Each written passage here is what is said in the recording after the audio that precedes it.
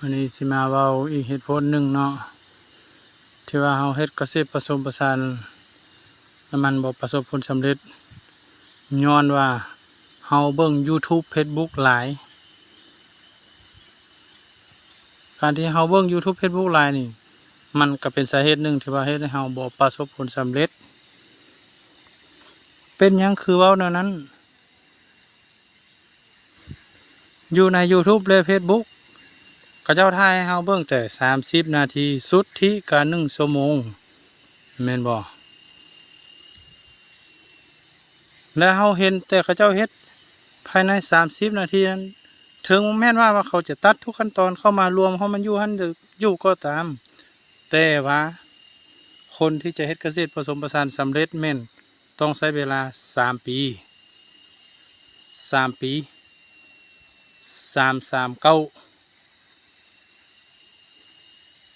หมายความว่าต้องใช้เวลา 1,000 วันในเวลา 1,000 วันเขาเจ้าย่อลงมาให้มันเหลือแต่1 ชั่วโมงค่อยถามเจ้าวงรู้ว่ามันลุดลื่นกันเท่าไรเท่าละ 1,000 วันมาคูณ24 ชั่วโมงรู้มันทึกจักชั่วโมงนั่นแหละแล้วเขาย่อลงมาเพียงแต่1 ชั่วโมงหมายความว่าเฮาเห็นเพียงแต่1 ชั่วโมงในเวลา 1,000 วันนั้น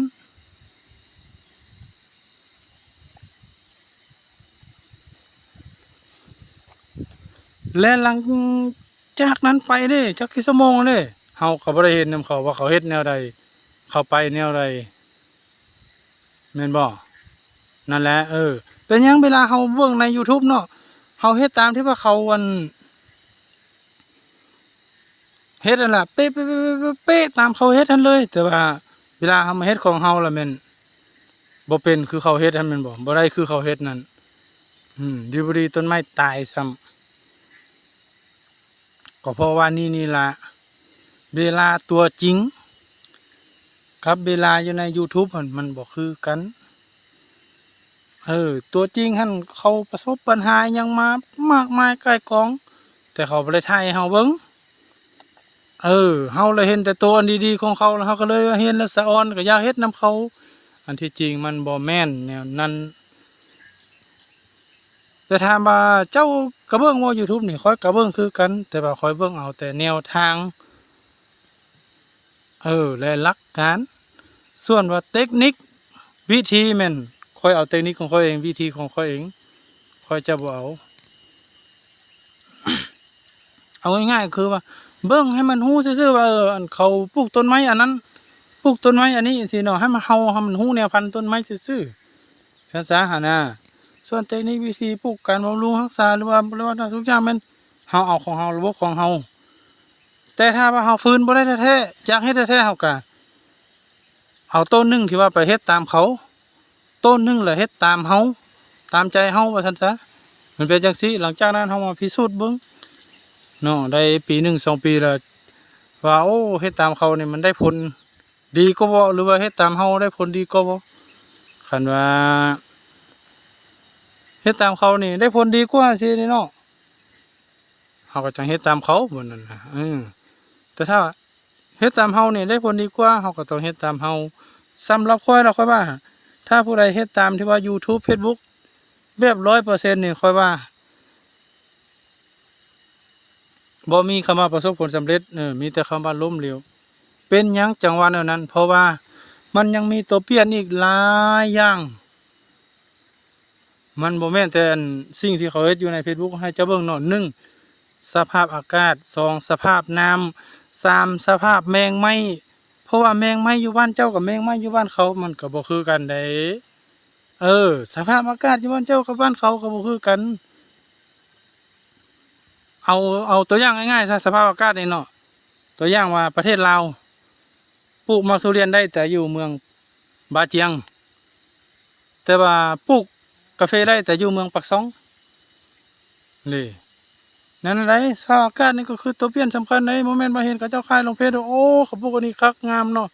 แต่ว่าอากาศของเขากับอากาศของเรามันบ่คือกันเด้เจ้าบ่เชื่อเจ้าลองมึงแม่ควายเคยได้เอากุ๊กกาแฟอยู่เมืองปักซองมาปลูกอยู่เมืองเวียงทองนี่ เป็นคือกันขึ้นคือกันเป็นมากคือกันแต่บ่มีแก่นมากใหญ่มากงามแต่บ่มีแก่น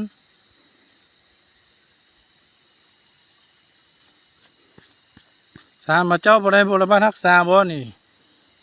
อย่ามาแต่พูดชีวภาพเลยปุ๋ยเคมีคอยเฮ็ดทุกขั้นตอนเลยตามที่ว่าเขาเจ้าเว้าหั่นเลยเนาะตอนแรกเนาะแม่นบ่4600เขาก็ใส่4600มันนอกรอกเข้ามาแล้วก็ใส่ตัวกลางกับตัวท้ายหลาย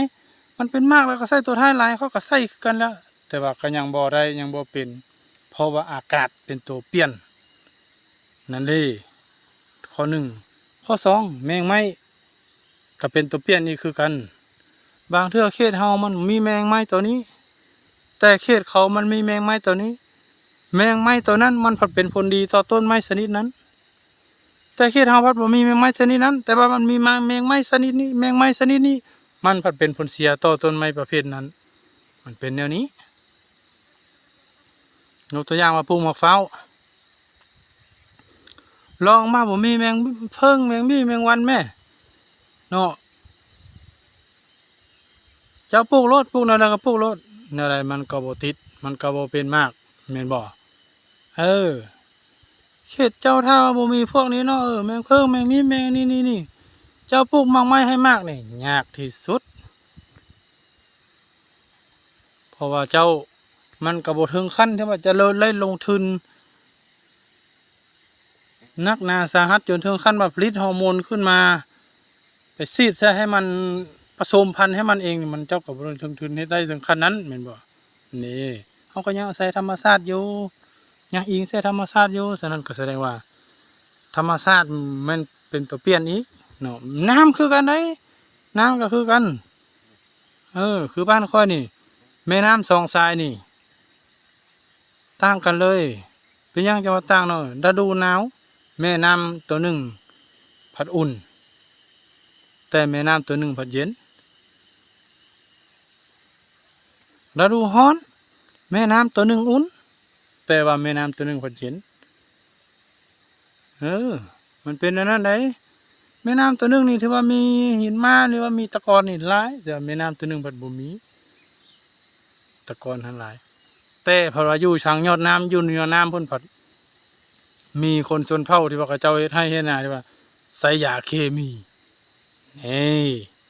มันบ่แม่นว่าเขาใส่ยาเคมีอยู่ให้เขาแล้วโอ้ยกูบ่เกี่ยวแล้วก็สิไล่มาฮอดกูมันก็ไปฮอดใส่แล้วนี่มันบ่แม่นได้จะไปเบิ่งรายละเอียดคักๆบ่แม่อยู่ในหั่นน่ะอายุมันน่ะมันบ่ได้หนีแบบง่ายๆเด้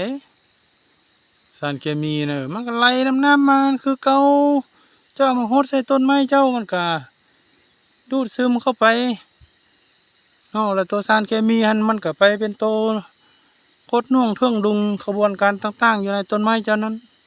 เฮ็ดให้ต้นไม้เจ้าหันบ่เติบโตก็มีฉะนั้นเนาะ YouTube นี่ให้เบิ่งเอาแต่เป็นแต่แนวทางบ่ให้เอาเทคนิคแม่นเอาของเฮา